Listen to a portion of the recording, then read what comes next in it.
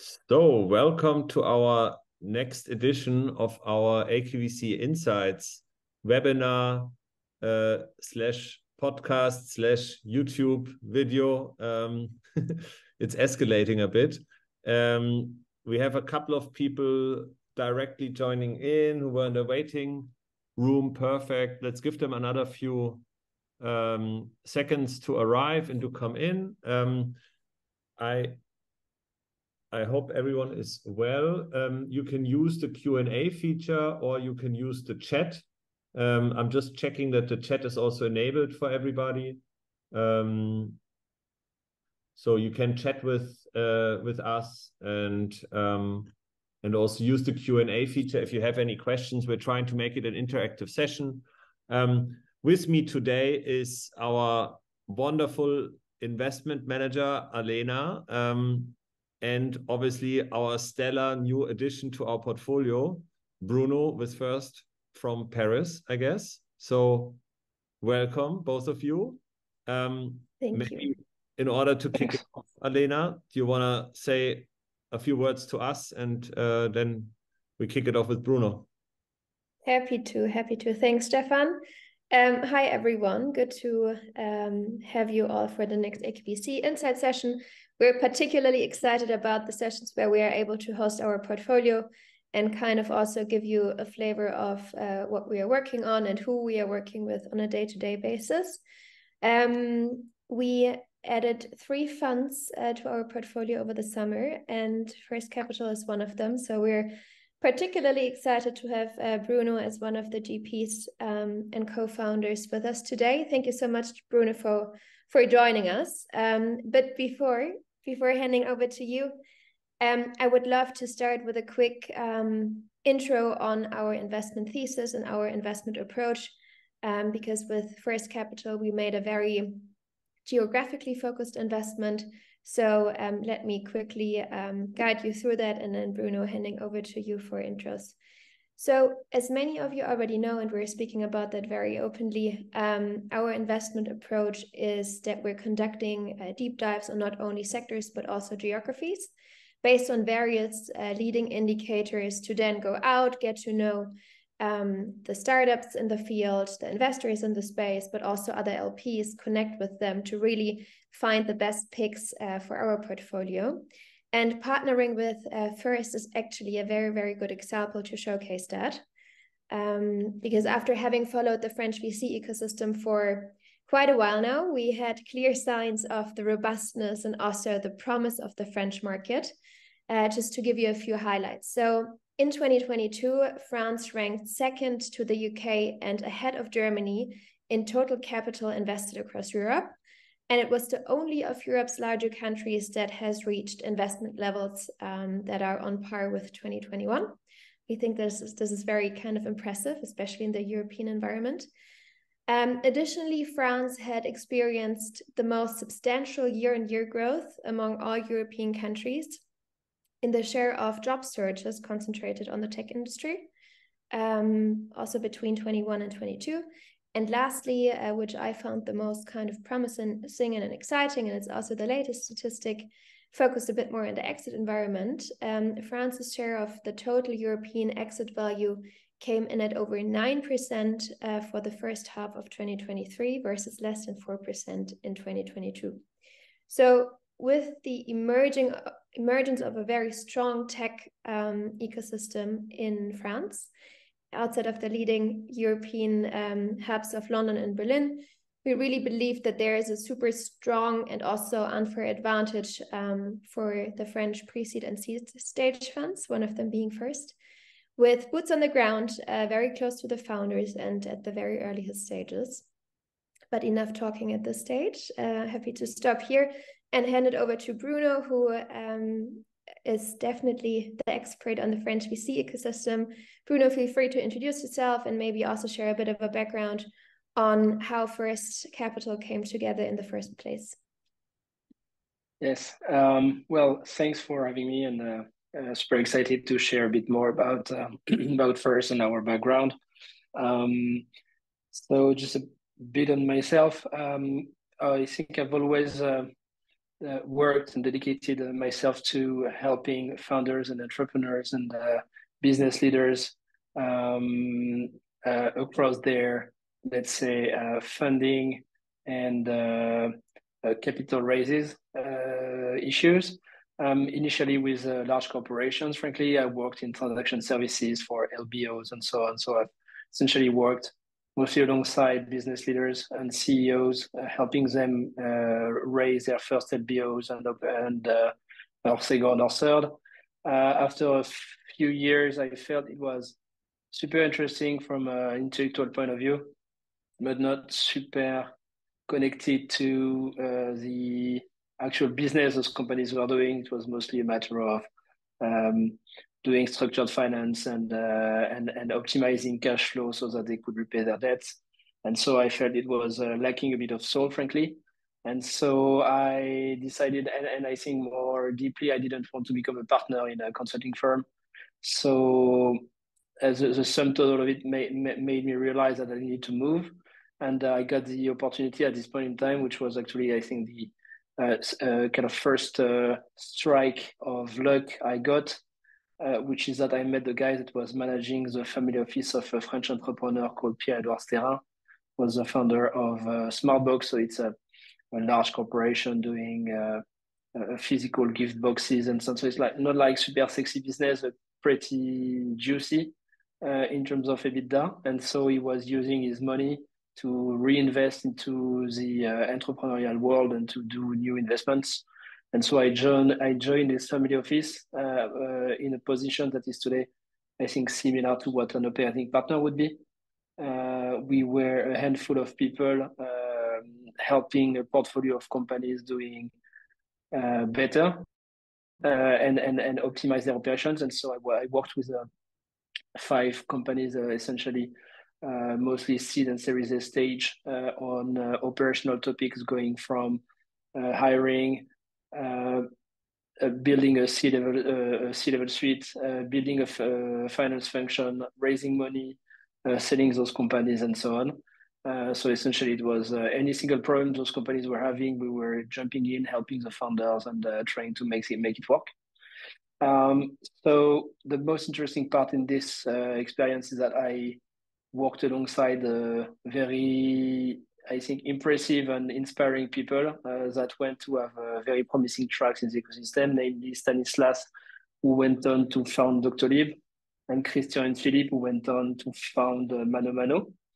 And that was around 2012, 2015 period of time, and working alongside those guys and seeing them leave the company and go on and found their own business and having very promising and exciting trajectories made me realize that there were probably more of them in the ecosystem and that there was probably some room to build an investor that had the same DNA as those guys. So that's really the founding story of First, and I was lucky enough to pitch this idea to the guys that was owning the family office. So Pierre-Edouard accepted to bankroll me. And I was also lucky enough to be introduced to my partner, Pierre, that shared the same belief in the ecosystem and joined me, and we got started, and we essentially kickstarted the operations in 2016 that became First. Maybe, Bruno, very quickly, because I know the family office, how was that transition for you? I mean, to go from like a family office structure to also starting and running your own fund now from also multiple generations. How was that entrepreneurial journey for you personally? So I think it was fairly seamless in a way, because from day one, and that's something that is, I think, very important, is that we operated under the belief that we still have today, that the best entrepreneurs never have a problem getting money to fund their business. And so you really need to be the best money available for them at any point in time. And so our ethos from the very first days of our operation was to operate like the very best-in-class VCs in the world. And so going from the family office setup to our own company was very seamless in that fashion. The only thing that was a bit trickier working within a family office was that there is lots of entropy in a family office. There is lots of change in directions. There is lots of questioning and so on. So by design, a family office is opportunistic, and they don't necessarily need to commit to a long-term vision. And so you need to take opportunistic money and kind of transform it through our effort into a predictable, steady, reliable pool of money. So that was, I think, the main difficulty we had with the operation from within a family office, which is totally solved, of course, now that we are operating under our own brand. And you already mentioned it, and one more follow-up question here. So to be very close to the founders, you need to be the best capital in the market. So what would you say, also compared to the more legacy VC firms in the French environment, and then also other pan-European funds that are more intensively looking not only into Paris, but like all over the French startup ecosystem? How do you as Frst Capital stand out? What is kind of your USP and pitch to the founders? Yeah, look, I think there are two ways to do the investment job. First one is being focused on raising more money, and second one is being focused on building logical, efficient, and thought out strategies that delivers best-in-class returns. For some period of time, French investors had kind of something that is both a boon and a bane in a way, because they could benefit from lots of public money and tax rebate money that was not necessarily searching for massive returns. They were more searching for a way to be deployed. And so they cater to those needs. Also, like large corporations, they just wanted to have access to, let's say, innovation and open innovation and technical viewpoints and so on. And so they didn't want returns; they just wanted to have a view on what was happening in the startup scene. So all those guys didn't want any return, and so they catered to those needs. They just took more money and deployed it in the ecosystem without being careful about how you could return large funds. We didn't have this type of comfort. And also we don't really have this type of DNA. I think we have optimized everything so that we can work alongside the very best entrepreneurs and the most ambitious ones, because we are, I think, first and foremost excited about incredible journeys, incredible trajectories, and being part of world-changing ventures. And I think that's really coming from that place that we are also deriving our allocation and investment strategy. Great. And maybe also expanding that question a bit towards like entrepreneurship and the startup level in general. What do you think is really like still driving the French ecosystem and environment to grow when you look more towards universities, the tech side, the talent? I mentioned it in the statistics. There is a lot of growth in the tech ecosystem and people coming from good universities. So how is that reflected in your kind of deal flow, and how does this play into the company strategy? Yeah, we really look at it through the lens of how does the wave of ambition disseminate across the French society. And so I think the early communities that were nurtured with a higher level of ambition and aggressiveness and appetite was in the business school world. And then it kind of expanded to the engineering schools. And then it's starting to expand to like experienced people that have already a first experience in a company or in a startup. And it's also more and more going into the research world for people that spend a lot of time in academia. But it's still very early for those later categories. And so I think when you look at the French ecosystem, it is still very early in the sense that there are like the culture of ambition is not well spread. It's still spreading in the process of being disseminated.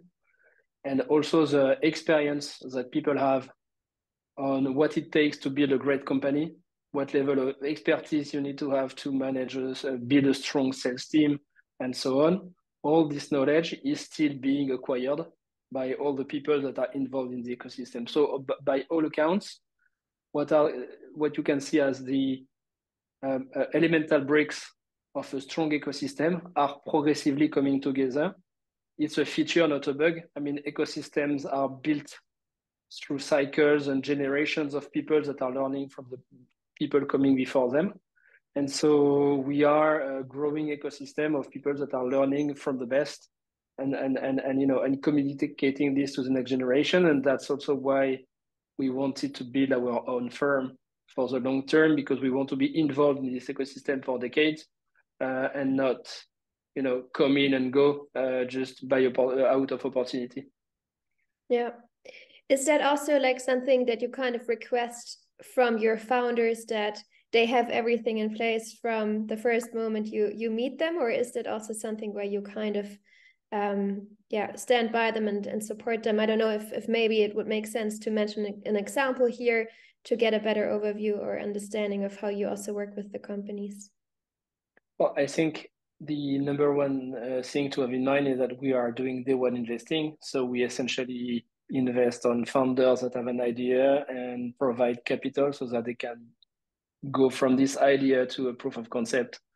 So it means building a first kernel of a team, building a first version of a product, and getting an initial commercial traction, and then see where you are. And so we don't expect founders to have all this lined up from the get-go, but we expect them to have at least the clarity of thought on where they want to go. And I think we analyze it through the lens of 3 different vectors. First one is those 3 vectors are ambition, vision, and execution. So ambition is what do you want to make with your life? What do you see as what would you consider a success? Vision is how do you see the world through a different lens that makes you unique in the way you tackle you tackle the market you're looking at.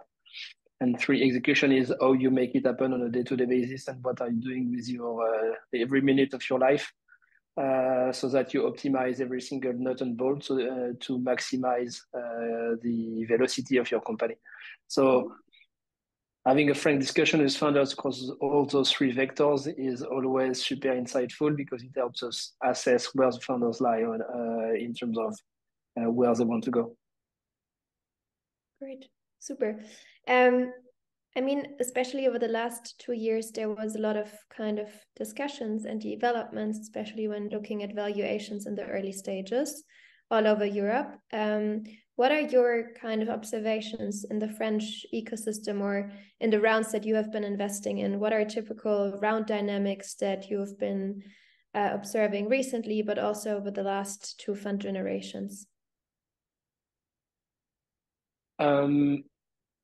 So I think from the fund perspective, I'm not sure there is a major change. What we've seen is a representation of what I was saying on the ecosystem. So we've seen a rise of repeat founders and experienced operators coming and launching their businesses. Our first fund is almost essentially comprised of first-time entrepreneurs and first-time founders. And then when we went to Fund 2 and Fund 3, we are having a much more balanced and diverse base of type of founders in this sense. So I think the rise of experienced operators and repeat founders is the most notable feature, most notable change over the past few years. Okay, super. And actually, I mean, we're also looking deep into the portfolio and conducting our due diligence. I think you know that by now, and also spoke with some of your portfolio founders. And what really stood out was the amazing feedback we got on you. So to also give the audience an idea, could you describe a bit how the team adds value to these companies, to these founders, where your special value add lies? and how you also kind of develop that going forward with the third fund generation and a growing portfolio. So I think what is counterintuitive is what we are doing is clearly following a less is more strategy. What we are telling founders is partner time. So we want to be massively available for them at any point in time in their day. So it's not a matter of having boards and meetings, everything every 6 weeks and whatnot. So of course we have those just to think and do deep dives, but the most important part of the value we add them is essentially through WhatsApp at any point in time during the day to tackle any problem they can have. And I think the number one thing we provide is that we are aligned on the vision and the level of radicality they need to have to stay true to the most ambitious version of their vision. And because this level of radicality is what they need most, because I think the world is built in a way that it's driving and trying to drive everyone back to the mean.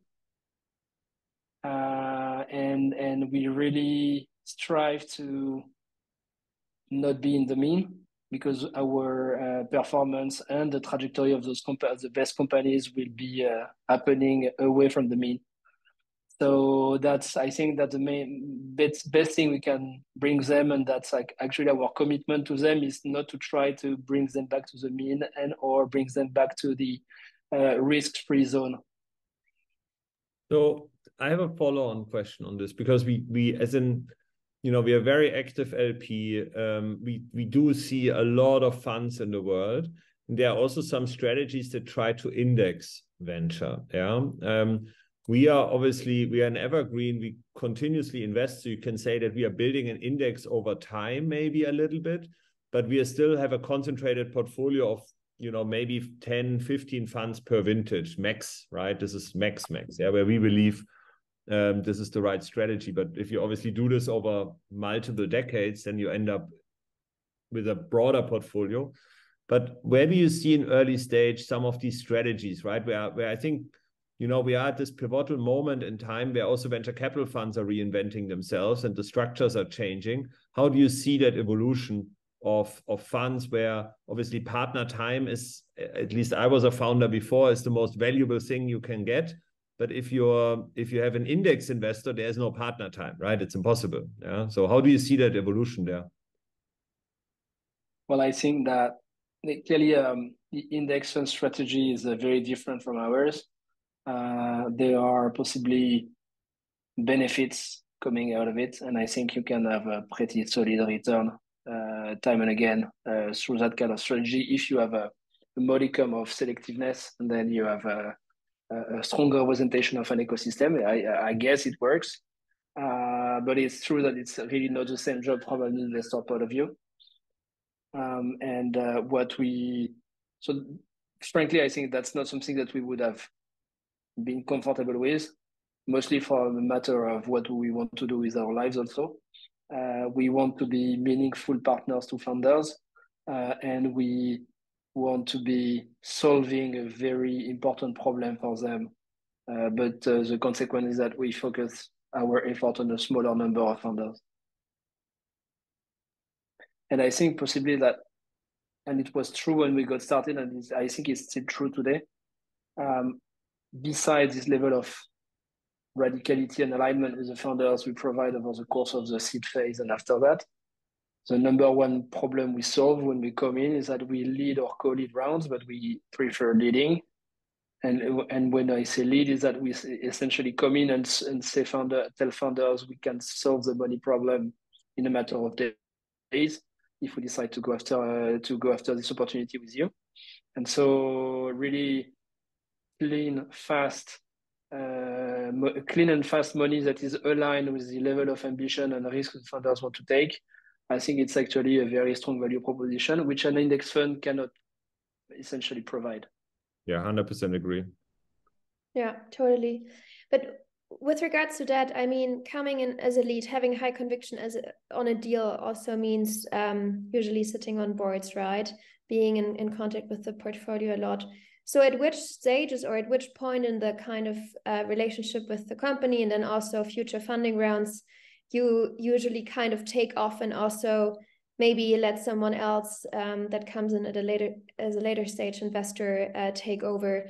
And is that also usually someone from the French VC ecosystem, or are you trying to kind of push founders out in the more international world after the pre-seed and seed phases? So there is no kind of super structured answer. The reality is that what we are super conscious of, and the reason why we are focused on the pre-seed phase, is that we think we can deliver strong value to founders and superior value to founders on that stage. But the corollary is that we also know that we are not the best Series A funds, meaning that we are not, and clearly not, the most knowledgeable Series A investor around. And so I wouldn't take my opinion. I wouldn't follow my recommendation to build a sales team. I could have, common sense ideas and whatnot, but it's not better than anyone else. And it's not the same as having someone that has worked alongside 10 or 20 or 30 SaaS companies building a sales team across the world. And that's true for every single problem you can have going from seed to IPO. You just need to have the best person for that stage at this point in time. Yeah. And so even if we stay on the board, we take more of a back seat from the Series A onwards, because we are conscious that our advice is not the best around. And so we just want to go with founders and find the best advice possible. That being said, we know a bit of stuff. We have a bit of network, so we can contribute on selective things. And also we are happy to stick around on the board if founders want us to stay. So there are a few companies that are at Series B, Series C stage today, where I'm still on the board, mostly because founders like having me on the board and want us to stick around. And we do that willingly. But otherwise, we tend to kind of take a step back from Series A or B onwards. Makes sense. And to the second part of your question on who are the ideal partners for the next round, I think that's something we decide and with founders on a case-by-case basis. But intellectually speaking, we want, and the most compelling companies will have the most world-class trajectory. And so they need to go seek the best advice in the world. And so in general, unfortunately, the best Series A and B and C investors in the world are, generally speaking, more in the US or at least elsewhere in Europe than purely in France. Even though there are a few new teams that are coming up that are also operating at a world-class level. So we are seeing this change also in France. But it's true that like the big name brands in the US are still running the gamut, I think, there. Yeah, but I think coming back to what we discussed initially, this is kind of a twofold movement, right? The one hand side, the best French companies need to go out in the world. On the other hand side, the French ecosystem is attracting great international investors because of the huge and growing environment, the kind of tech intensiveness and so on. So I think it's a very kind of organic development in that sense. It also gives the startups the possibility to really connect with these funds and go out there. Yes, I think it's actually one of the yardsticks we monitor to kind of try and communicate to potential LPs the trajectory the French ecosystem has had over the past 10 years, let's say. And I think a very good yardstick, besides the figures you were mentioning that are very strong proof of the volume of activity, it's also what we measure is the number of companies that are graduating at Series A with international VCs. The reason is that international VCs, they have not a mandate to invest in France. No one forces them to invest in France, and they only invest in France if the French company is world-class to them. And so it's kind of, we feel it's the best proxy to give a sense of what is the world-classness, let's say, of the ecosystem in a world where this ecosystem is still very young, and so you don't have very clear proofs of IPO and dozens of unicorns and so on, because the ecosystem is very young. So you need to find intermediary measurements to make it visible to people. And so I think this is the best yardstick we have. And talking about this yardstick, I think the number of, when we got started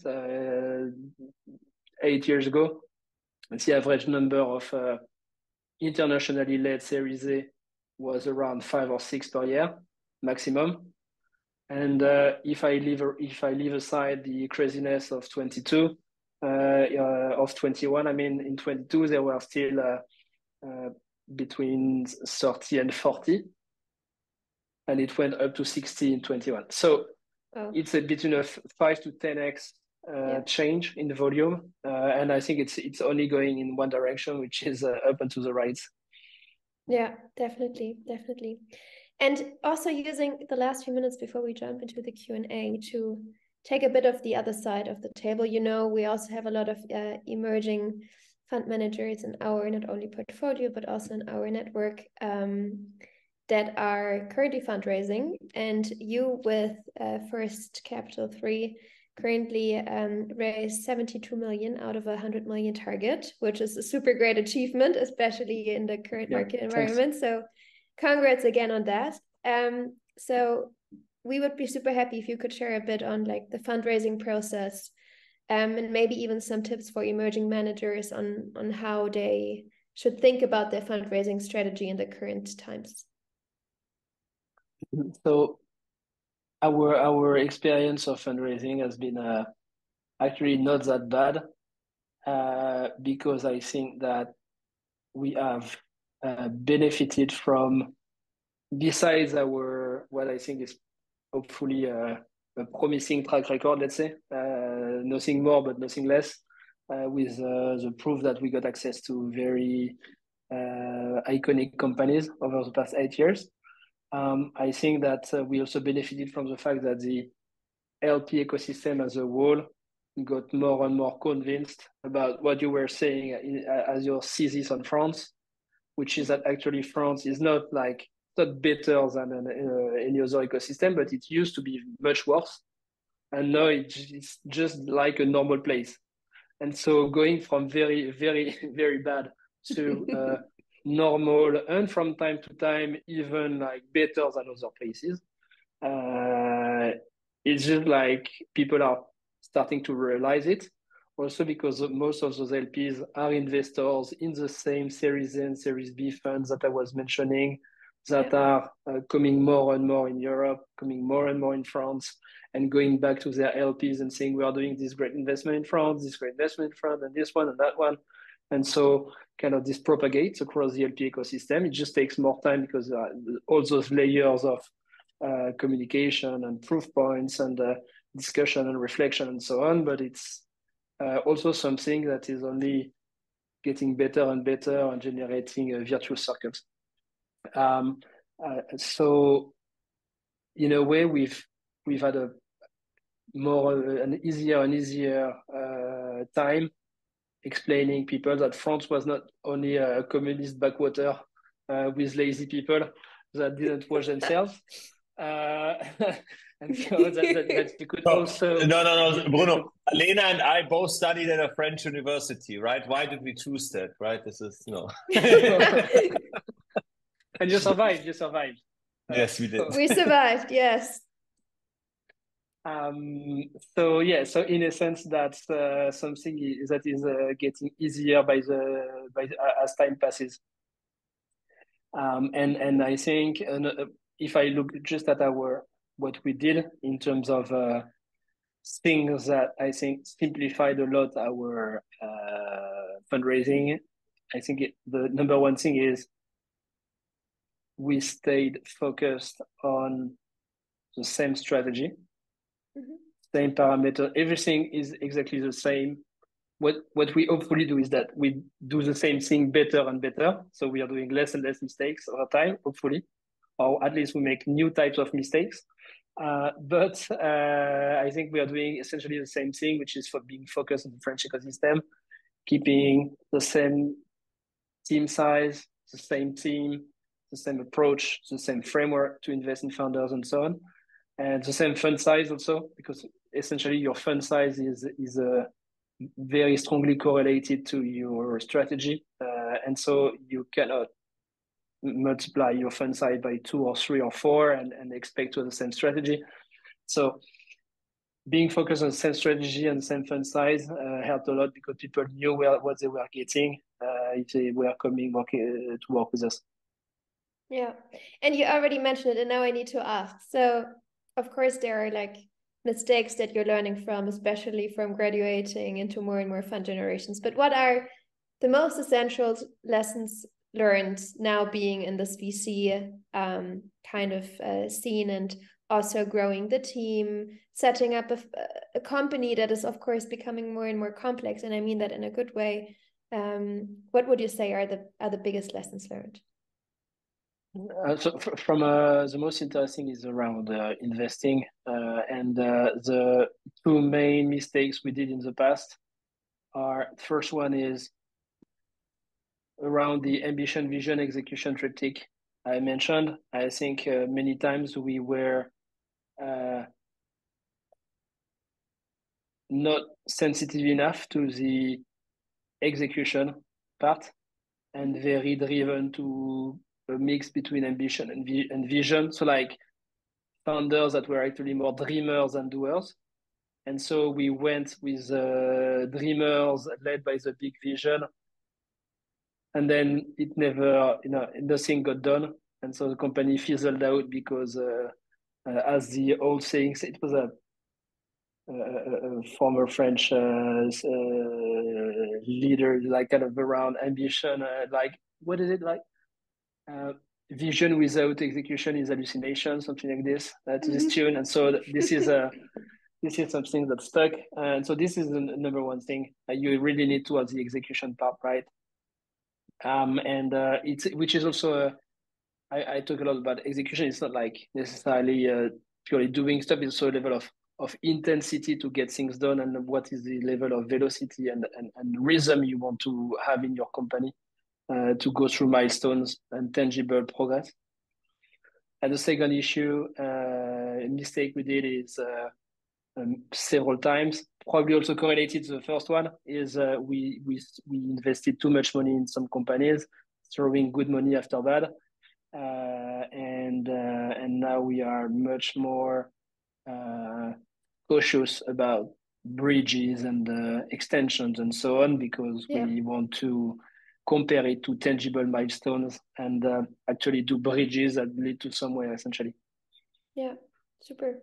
Thank you so much, Bruno. I would love to open up the stage to either you, Stephan, or the audience with maybe a few questions. Which can be not only about the French ecosystem, but also on early stage investing in general. Yeah, so please use the chat or the Q&A feature. I mean, I have a question already, Bruno, a little bit on your vision, right? What we see historically is that funds very often don't survive for fund generations, not because they are bad, but because the partners retire and they don't or rarely build a legacy. Yeah, so maybe tell me about sort of your vision for First. Where do you want to take the great platform you have started to build in the French ecosystem, and what's your vision also for your firm? So we're still young partners with my co-founder Pierre. So we are here for the long term. So that's really a strong commitment that we have made to the ecosystem a few years ago, and we expect to be around for a long time. That being said, I think the thing we want to do and the way we look at our company is we already have a third partner whose name is Gabriel, and who was started as our associate essentially 6 years ago, and we are very keen to keep this organic way of building the team, of having people come with us early on and grow through the ranks and contribute to our culture, but also get infused in our unique culture so that at the point in time when they become partners, they cannot, they can contribute and take the same level of quality of thought and behavior and commitment to the ecosystem and expand our reach. So that's kind of the way we want to build the company, very, very organically, which also means that probably I think we are comfortable with not going very broad and doing lots of stuff. We are very happy with doing just what we do right, and that's the number one thing we want to do. And yeah, I think it's something that people forget a lot is that because we are sitting on an ecosystem that we believe will grow 2, 3, 4x compared to today in the coming years, I think there is plenty of room to grow with a very safe strategy. You don't need to go raise 150 million to become pan-European or whatnot, or 200 or 300 or go multi-stage or whatever. That's really not what we want to do, because again, I think big, great companies are built by optimizing every single step with the very best insight. And I think it will be very hard for us to become as good as Sequoia and Series A, or at least it will take a lot of time. And so we'll see when I think we'll see when we'll be there. But so far, we are very happy with the niche we are in. If we wouldn't be invested, I would invest now straight away. This is music to our ears. 100% share this strategy. We see these fund managers who have very successfully built wonderful early stage funds, and then they sort of, pardon my English, they fuck it up by building a whatever platform with too many defocused funds in ecosystems that they don't understand, in verticals that they don't understand. And that sadly very often destroys then the brand. Yeah, I think that's also important for founders, right? Because this reputation is everything. And if you know that the partners suddenly are not the experts anymore in your field, they don't have time anymore because they're simply stretched across too many strategies where maybe LPs have pushed them to, right? So I think it's also the LP's fault to a certain extent. This can be a big problem. And we have a question here from the audience, which I think relates to that a little bit. Obviously, LPs are always pushing for hype topics, unfortunately.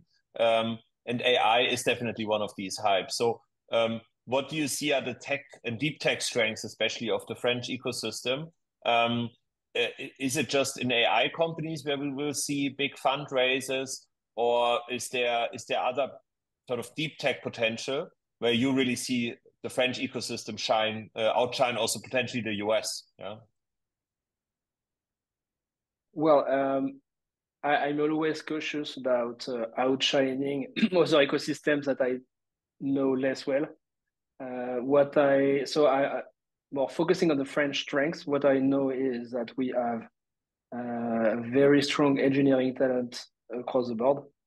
And it's particularly true in AI those days. It's been true for the past 6, 7, 8 years. Lots of AI talent, both in France and in the US, and French people in the US are working with the greatest AI teams in the world, be it at Google or DeepMind or Meta and etc. And I think this is a very strong feature of the ecosystem, which is not like it doesn't have like 1 or 2 months. It's been true for the past 6 years. We got started actually during the previous AI wave, and it was like the main things we are saying today. People were already saying it at the time.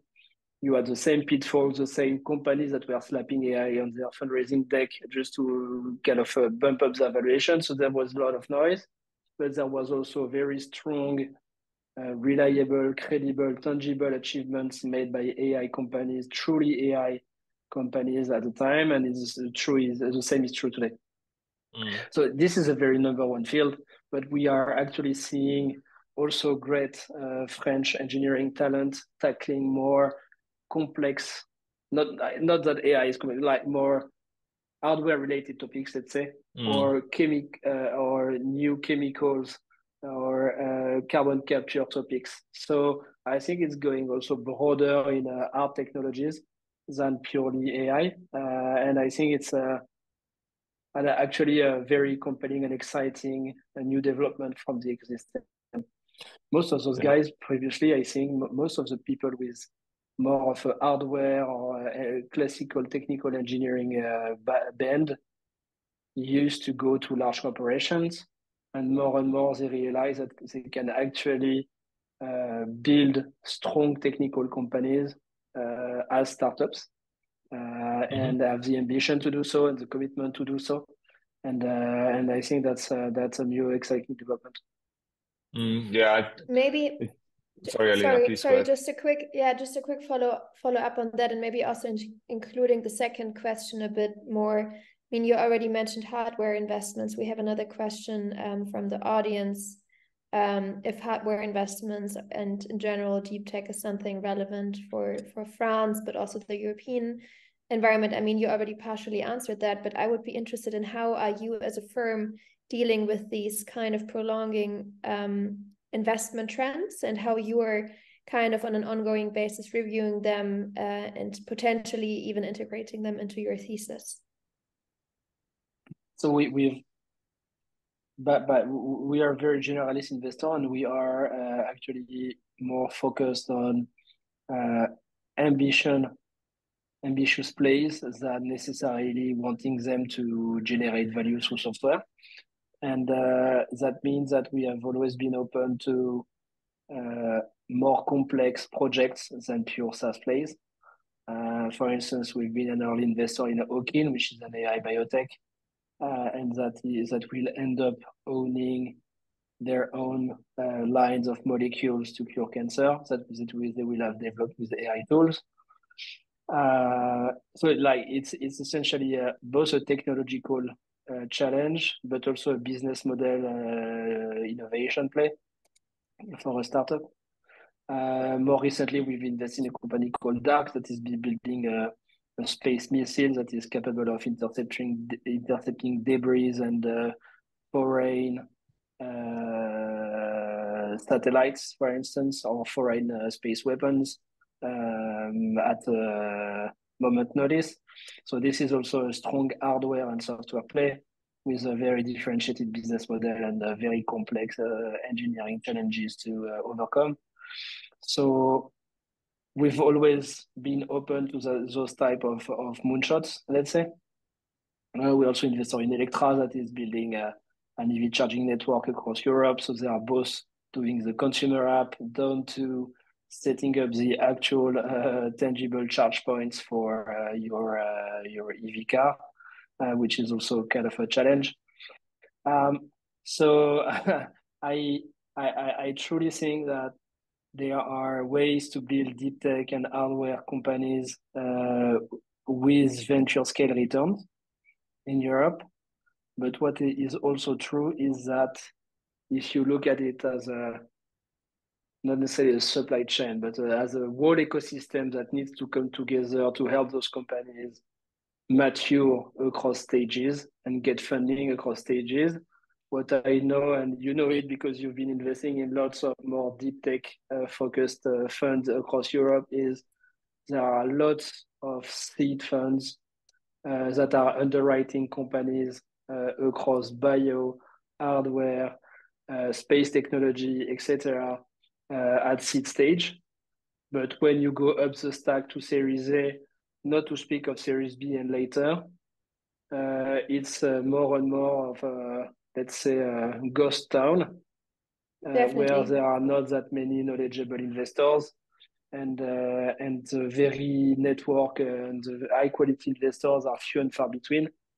And so you tend to need to rely on a very few number of them in Europe and also on the interest of US VCs. And so I think it's those steps in the ecosystem are trickier to overcome for founders of deep tech companies. Yeah, I fully agree, especially with like the later financing rounds. I think this is also a great opportunity for the bigger generalist platforms to build out expertise and to kind of be there after a seed round, and also work together closely with more of the emerging specialist VC firms that have the expertise, but then be kind of the long-term source of capital to the companies.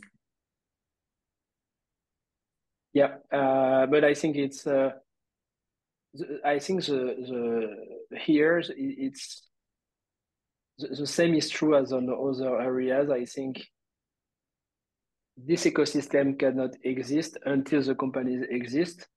So I think the number one thing is to build relevant companies that are solving true world-class massive problems with very smart engineering and the right level of strategic thinking about how you build your company and how you position it. And I think that probably the money will come more likely than not, because as I said at the beginning of this discussion, the best founders never had a money problem. And so I think that's going to be true also for those type of founders. And I think many times we are seeing people whine and complain about the money not being available, but it's also because they have not explained how their company could actually return money to investors in a lifetime. And so I think it's maybe a feature and not a bug if they cannot raise money from world-class investors. Yeah, we agree, right? It's a bit of a survival of the fittest play, but we live in a power law business, right? I think it's important that obviously, especially in early stage, the grind is tough. Yeah, not everybody will make it, and that's also part of the game. But that's why I think failure in our industry is so important to also embrace, right? I think if people don't make it, it's not always they're bad founders, maybe bad timing, maybe something is wrong, but they learn from that, right? I think this is always a very important factor. If your company is not making it, and if for whatever reason it doesn't work out, don't waste your time for decades riding a dead horse, right? Sometimes it's actually better to fail fast. Ideally, don't waste too much money doing so, and then start something new with all the learnings and improve on that, right? I think that's what the Americans, at least in the US, they do much better than the Europeans. This, getting back on the horse and starting again until it works. But overall, the future is bright. I love your thesis. I think we are super excited partnering with First. Thank you so much, Bruno, for your time. I think this was fantastic. Thanks for the audience for joining us. Bruno, any final words? Anything you want to share? No, I mean, I've been super happy as always to share our view on the French ecosystem, and happy to take any question also asynchronically. If anyone wants to follow up on anything, happy to share our enthusiasm about seed in France. Wonderful. Great. Wonderful. Super to hear that. For everyone that wants to connect, I think Bruno is easily reachable on LinkedIn. If not, also feel free to reach out to us, and we're happy to make an intro. Cool. Thank you so much. Thanks, everybody. Thank you so much, Speak Bruno. soon. Bye-bye. Have a lovely day. Bye. Thank you. Bye.